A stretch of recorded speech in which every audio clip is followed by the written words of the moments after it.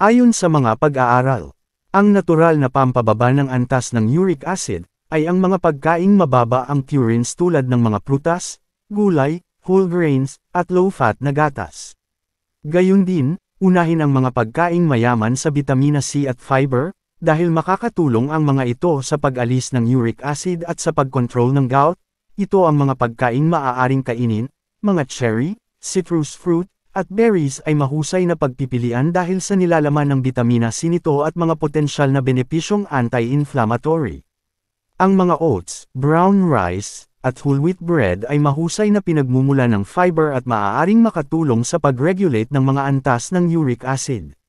Mga dairy na mababang taba, tulad ng low-fat na gatas, at yogurt ay maaaring makatulong sa pagpapababa ng antas ng uric acid at bawasan ang panganib ng gout flares, ayon sa Arthritis Foundation.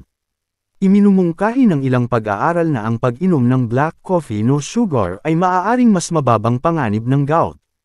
Ang pag-inom ng maraming tubig ay tumutulong sa kidney na maalis ang uric acid.